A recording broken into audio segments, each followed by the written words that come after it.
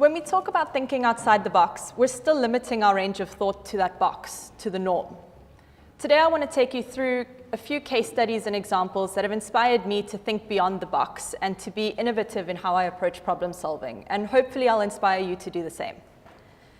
Many of you may have seen this image floating around on social media or some version of it, and for a lot of people, it's a bit of a joke about being out of touch or a little bit ditzy.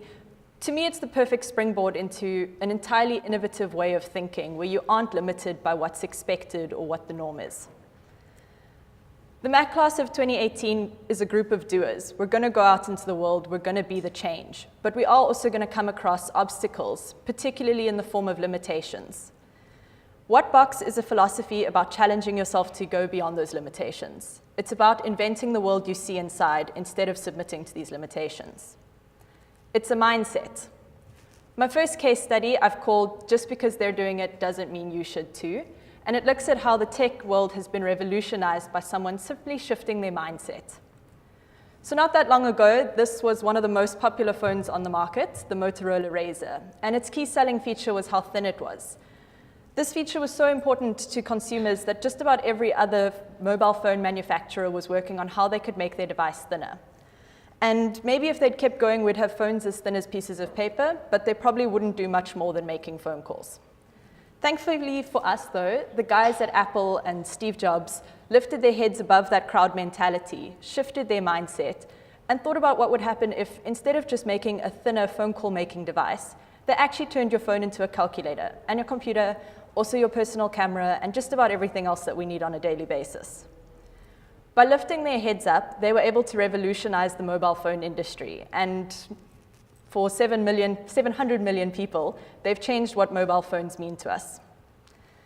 Beyond a mindset, What Box is also about having perspective. One man's trash is another man's treasure.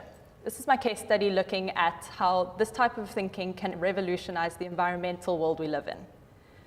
Unless you've been living under a rock, you're probably aware of the fact that we're facing a giant crisis in the form of non-recycled, single-use plastic, particularly that which ends up in the ocean. It pollutes our food and water, it kills marine life, and it comes together to form giant floating continents. Another challenge the ocean is facing is trawling-style fishing. Plastic nets get dragged behind ships to scoop up hundreds and thousands of tons of fish every year.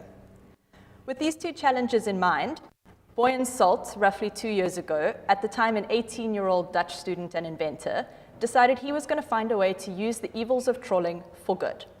And he spent the next 2 years researching, developing his technology, and founding an NGO that he's called the Ocean Cleanup, so that in September 2018, he was able to launch the world's first ever large-scale ocean cleanup device. System 001, as it's called, is designed using the basic principles of trawling, but in a modified way so that it scoops up plastic floating on top of the surface of the ocean instead of the marine life swimming below it. This collected trash will then be gathered by ships and taken back to shore so that it can be recycled and turned into durable products for our consumption. Even though it's only recently launched and it still remains to be seen exactly how big of an impact System 001 will have, the scientists are optimistic that this might be a solution to the plastic problem we're facing. Thirdly, What Box requires a deep understanding. For me, knowing your audience and why the norm isn't working is really important in how you address problem solving. Globally, there are roughly 40 million people suffering from visual impairments or blindness.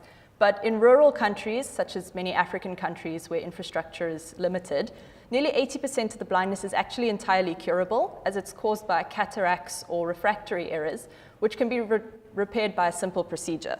The problem is that they simply don't have access to the information, the tests, or these procedures. On a continent where infrastructure is largely inadequate in a number of places, the ability to innovatively problem solve flourishes, and one such example is Peak Vision, developed by Dr. Bastavras. Apologies to him if I've pronounced that wrong. Peak, or Portable Eye Exam Kit, is an application that runs on any mobile phone and allows you to perform a simple test to instantly receive results, which can then also be sent to a centralized system for a larger database. The team behind the app realized the power of mobile in an area where more people have access to mobile phones than running water. And by simply developing a test similar to the one you do when renewing your driver's license, they were able to send information to a volunteer team of doctors who then travel to these remote areas and perform life-changing surgeries, which never before could have happened. My fourth case study looks at how the what box idea requires flexibility. Sometimes your side path is actually your big idea, and this is a case study from South Africa and one that's personally close to my heart. Joanne Lefson adopted Oscar from a shelter a number of years ago and then spent the next few years traveling the world of shelter dogs, but more importantly, the amazing lives that they still have to offer. When Oscar passed away, she decided that she was going to do something to really change the way that shelter dogs have a future in South Africa. In 2017, the 8 largest shelters in the Western Cape took in approximately 26,500 dogs. That's just in the Western Cape. Of those, nearly 2,500, or just over 2,500 were adopted, which means that the Western Cape has an average adoption rate of about 10%. For those of you who aren't that mathematically inclined, it means for every 10 dogs who enter a shelter, only 1 is going to be adopted out. Joanne realized that something really dramatic had to happen to change that, and her solution was that she would open an upmarket shelter in Franschhoek, where, based on her understanding of the problem, dogs would be able to run around, show off their personalities, and it would be a positive environment for people to visit when looking for their new best friend. After 2 years of planning and purchasing the property, the team realized they were going to need to do a bit of marketing if they wanted this to be a success, and set off for what was initially intended to be a 3-month pop-up activation in Sea Point. Her and the 2 employees she had at the time simply loaded all the dogs they could into their personal vehicles and set off to Sea Point one Saturday morning. 5 hours and 10 adoptions later, Joanne quickly realized that the solution to the shelter dog problem is not finding a happier place for people to go out and find dogs. It's to bring the dogs to the people.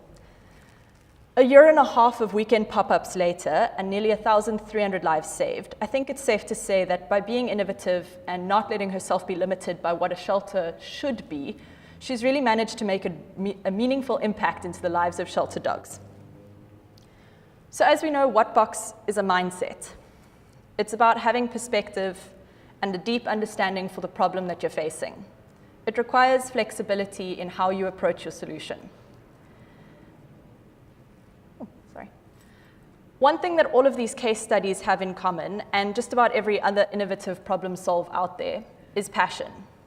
Passion and the ability to take ownership of a problem is what gives everyday people the ability to go beyond the norm, to go that step further, and to come up with something truly innovative and different. The idea of thinking differently is hardly a new concept. Big brands have been telling us to do it for years. But what sets Whatbox apart is that you accept that there are limitations. You accept that there's something that exists, and you realize that you need to do something so different, people can't even remember what came before you. Joanne Lefson did it, and Boyan Salt is doing it, and my question is, how are you going to go out when we graduate from our class here and really make a difference and be the change that you want to see in the world that makes it so different you can't imagine what came before you? My challenge for you is to do it with passion. Thank you.